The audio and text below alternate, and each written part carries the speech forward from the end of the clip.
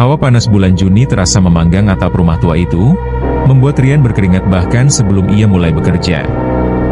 Sudah 3 minggu ia resmi pindah ke rumah peninggalan neneknya di pinggiran kota. Nenek Sarah wafat 6 bulan lalu, dan sebagai satu-satunya cucu yang belum menikah, Rian mewarisi rumah beserta seluruh isinya. Rumah itu besar, bergaya kolonial dengan pilar-pilar kokoh di teras dan jendela-jendela tinggi. Namun, usianya yang tua membuatnya terasa berat, seolah dinding-dindingnya menyerap puluhan tahun tawa, tangis, dan rahasia.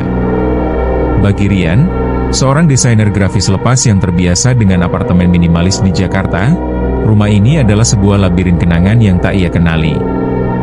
Hari ini, misinya adalah menaklukkan area terakhir dan paling menakutkan, loteng. Neneknya selalu melarangnya naik ke sana saat ia kecil. Tidak ada apa-apa di atas sana, Ian. Hanya debu dan sarang laba-laba, katanya setiap kali Rian kecil bertanya. Larangan itu, tentu saja, hanya membuat loteng terasa semakin misterius. Dengan berbekal senter, masker, dan sapu, Rian menaiki tangga kayu reot yang berderit di setiap pijakan. Pintu loteng terbuka dengan suara engsel yang memekik protes. Hawa pengap dan panas langsung menyergapnya. Aroma kayu lapuk, kamper yang sudah kehilangan tajinya, dan debu tebal yang terasa gatal di tenggorokan.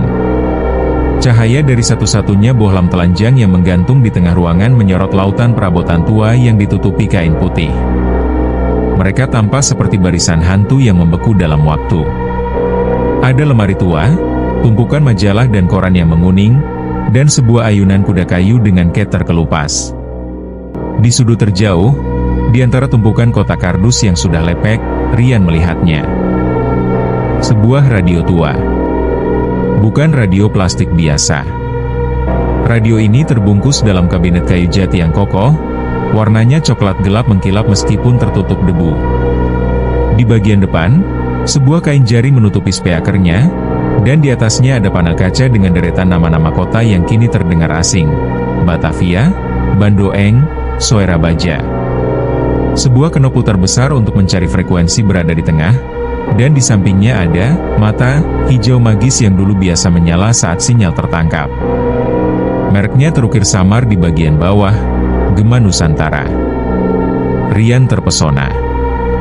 Benda ini adalah artefak dari masa lalu. Ia meniup debu tebal di atasnya, terbatuk kecil. Iseng, ia mencoba memutar knop dayanya. Tentu saja tidak terjadi apa-apa. Kabelnya pun terlihat sudah rapuh. Rian mengangkatnya. Berat. Ia memutuskan untuk tidak membuangnya. Ia akan membersihkannya dan menjadikannya pajangan vintage di ruang kerjanya. Untuk sementara, ia membiarkannya di tengah ruangan loteng yang lengang. Malam itu, hujan turun dengan derasnya, memukul-mukul atap seng dengan ritme yang gelisah. Rian sedang asyik menyelesaikan sebuah proyek logo ketika ia mendengarnya untuk pertama kali. Sayup-sayup, di antara deru hujan, terdengar alunan musik. Keroncong. Melodi biola yang mendayu-dayu dan vokal perempuan yang lembut, khas rekaman piringan hitam. Rian melepas headphone-nya. Sunyi. Hanya suara hujan. Ia mengira itu hanya imajinasinya, mungkin suara dari rumah tetangga. Ia kembali bekerja. Beberapa menit kemudian, suara itu terdengar lagi. Kali ini lebih jelas. Musik keroncong yang sama. Seolah seseorang di rumah ini sedang memutar lagu lawas. Rian bangkit, jantungnya mulai berdebar sedikit lebih cepat. Ia tinggal sendirian. Ia memeriksa setiap ruangan di lantai bawah.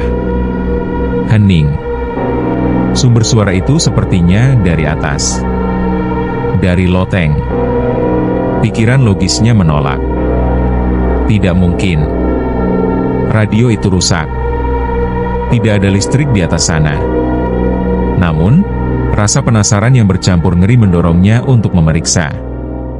Dengan langkah pelan, ia menaiki tangga reot itu lagi.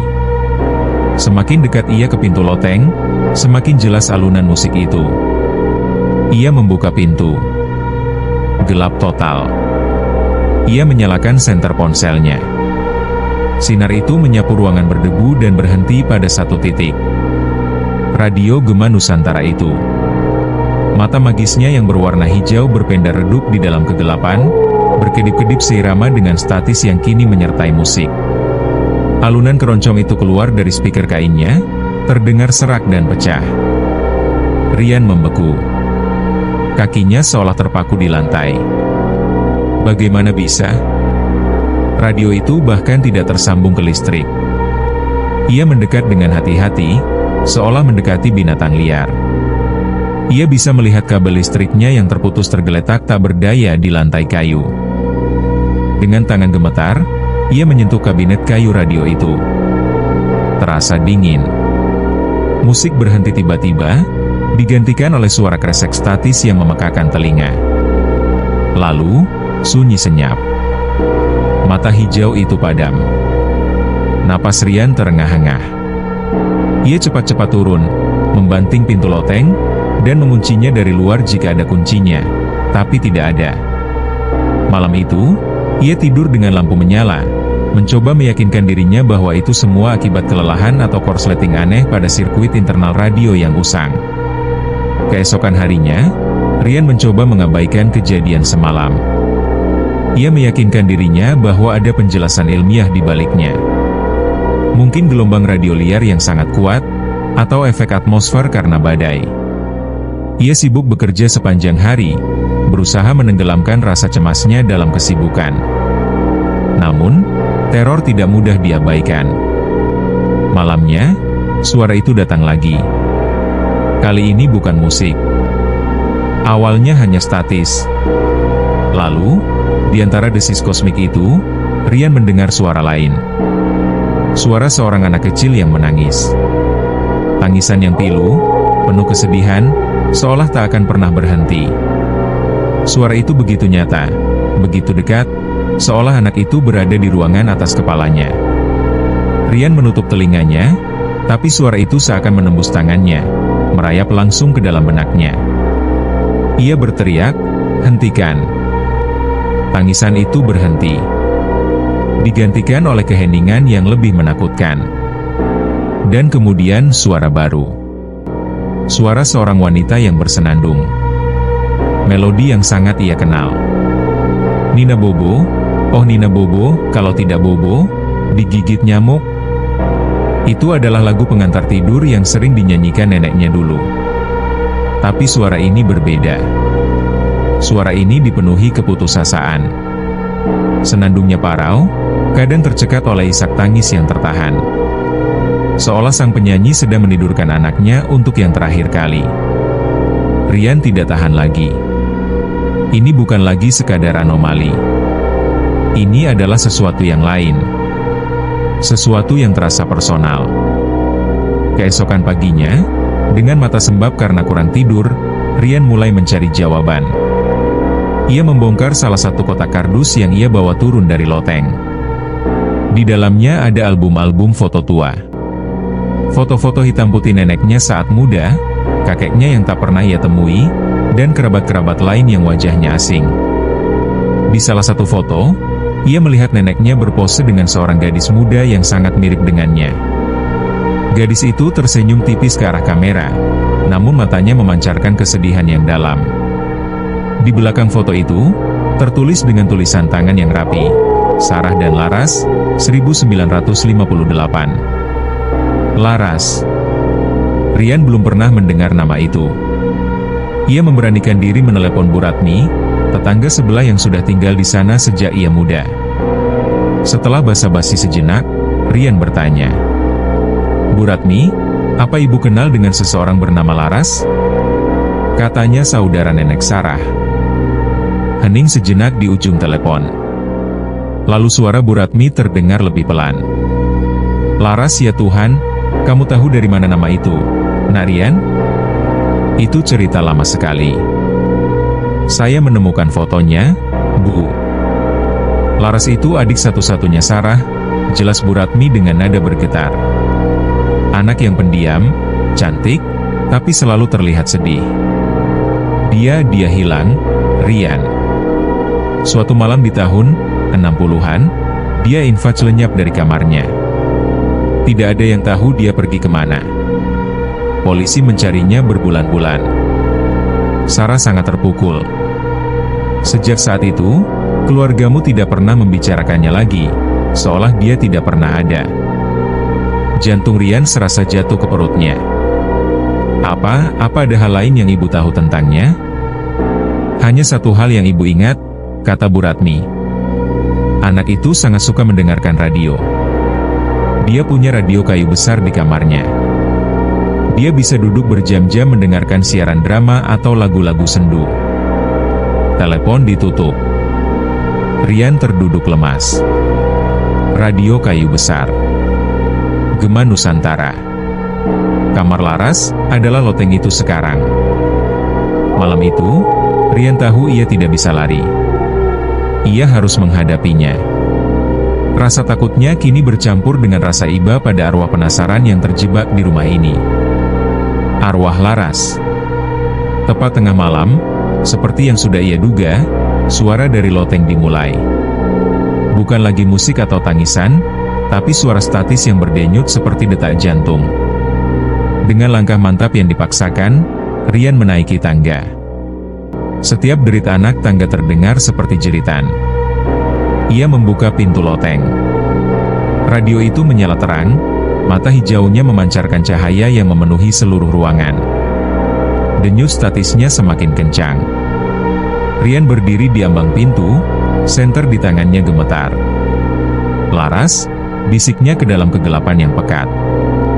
Apa yang terjadi padamu? Statis itu berhenti seketika. Hening. Lalu, sebuah siaran baru dimulai.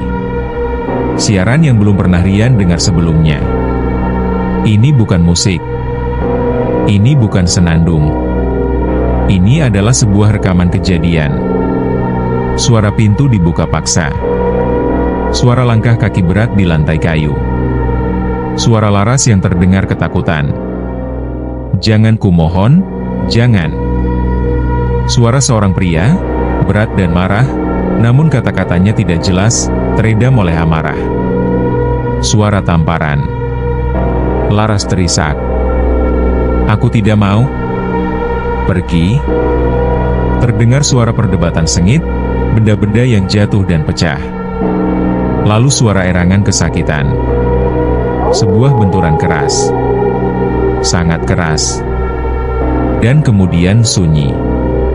Keheningan yang mematikan itu berlangsung selama beberapa detik yang terasa seperti selamanya. Ryan berdiri kaku, napasnya tertahan, air mata mengalir di pipinya tanpa ia sadari. Ia tidak hanya mendengar, ia melihatnya dalam benaknya. Tragedi yang tersembunyi puluhan tahun, kini diputar ulang untuknya. Lalu, dari speaker radio itu, terdengar suara tarikan napas terakhir yang parau. Diikuti oleh melodi yang paling ia takuti. Senandung Nina Bobo, dinyanyikan dengan suara yang putus asa, semakin lama semakin pelan, semakin jauh, seolah sang penyanyi sedang ditarik ke dalam jurang kegelapan. Saat senandung itu benar-benar lenyap, mata hijau di radio itu berkedip untuk terakhir kalinya, lalu padam total. Bersamaan dengan itu, bohlam telanjang di langit-langit loteng meledak dalam percikan api, membuat seluruh ruangan gelap gulita.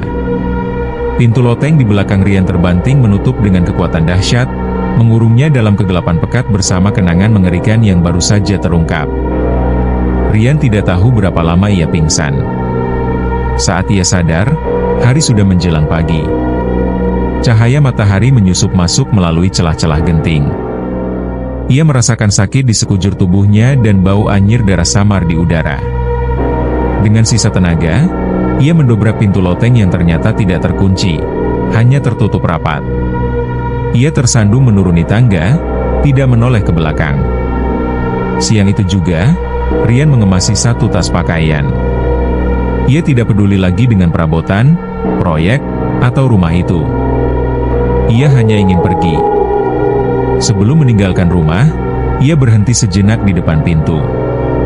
Ia bisa merasakan hawa dingin yang aneh dari dalam, seolah rumah itu kini benar-benar kosong, damai. Kisah Laras telah diceritakan. Arwahnya mungkin telah menemukan ketenangan. Rian masuk ke mobilnya dan melaju kencang meninggalkan rumah itu, tidak pernah berniat untuk kembali.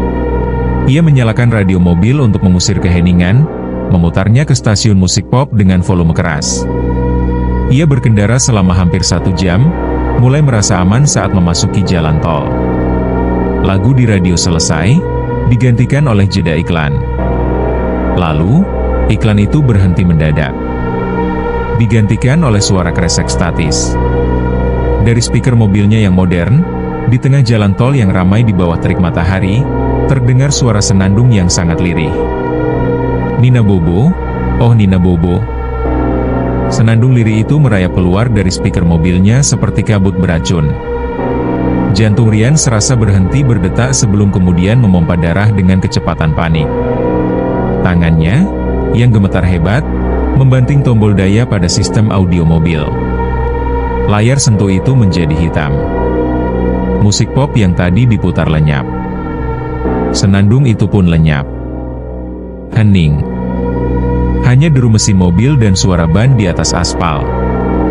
Rian terengah-engah, mencengkeram setir dengan buku-buku jari yang memutih. Hanya gema, bisiknya pada diri sendiri, hanya sisa suara di otakku. Stres.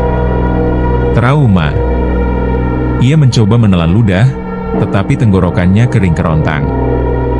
Klak! Tiba-tiba, layar sentuh itu kembali menyala dengan sendirinya. Bukan menampilkan menu utama, melainkan hanya layar hitam dengan satu kata tertulis dalam font digital yang dingin. Laras.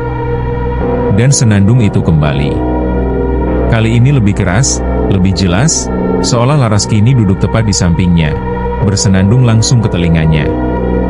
Rian berteriak frustrasi dan menekan tombol daya berulang kali. Tidak ada efek. Ia memutar knob volume ke kiri sampai habis.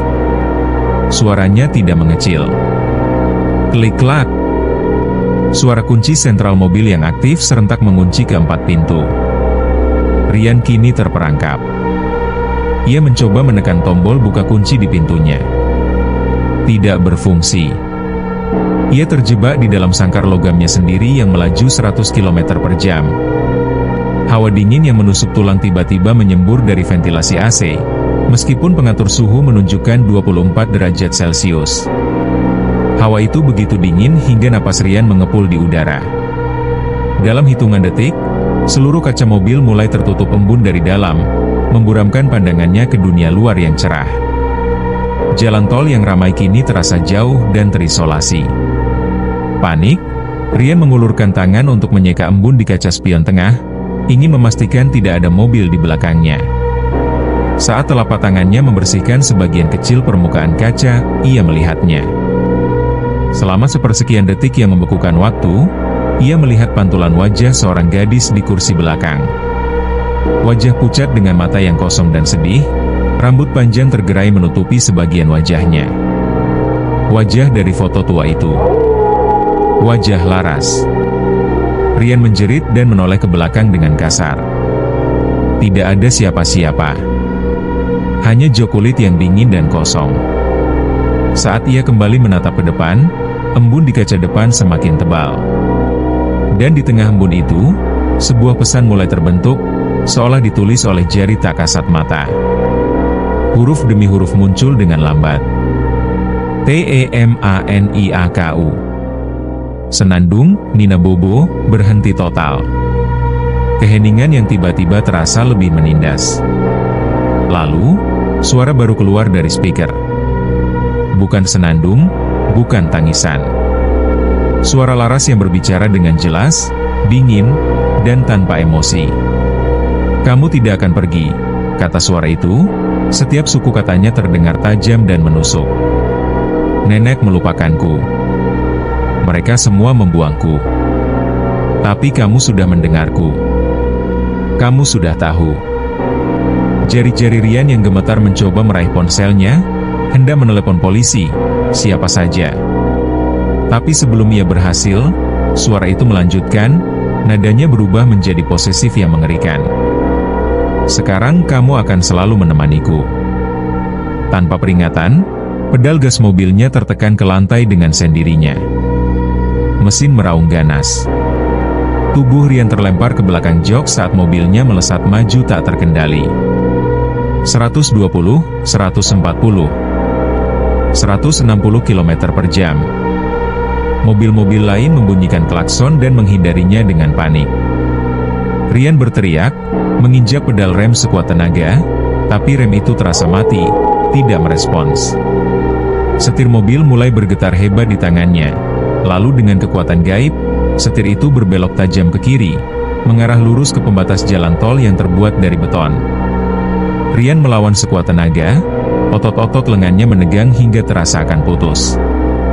Ia berhasil meluruskan mobil untuk sesaat. Namun, kekuatan yang melawannya terlalu besar. Di tengah deru mesin yang memekakan telinga dan teriakan putus asanya sendiri, satu suara terakhir terdengar dari speaker. Bukan lagi suara dingin, melainkan suara tawa kecil seorang anak. Tawa yang riang, gembira, dan penuh kemenangan yang bengis. Setir itu membanting ke kiri untuk terakhir kalinya. Dunia di luar kaca depan yang berembun berputar menjadi kilatan warna abu-abu dan biru. Terdengar suara decitan ban yang menyayat telinga, diikuti oleh benturan logam yang meremukkan tulang dan memecahkan kaca. Lalu, kegelapan total. Di tengah bangkai mobil yang berasap dan hancur lebur di tepi jalan tol, sistem audionya yang remuk masih menyala secara ajaib. Dari speaker yang pecah, sebuah melodi yang terdistorsi dan serak terus berulang tanpa henti, menjadi lagu pengantar tidur abadi bagi penumpang terakhirnya. Nina Bobo, kalau tidak. Saudara-saudariku, di balik kisah seram Rian dan radio tuanya, ada pelajaran iman yang sangat penting.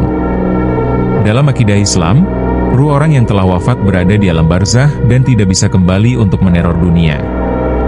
Gangguan mengerikan seperti yang dialami Rian sejatinya adalah tipu daya dari jin dan setan.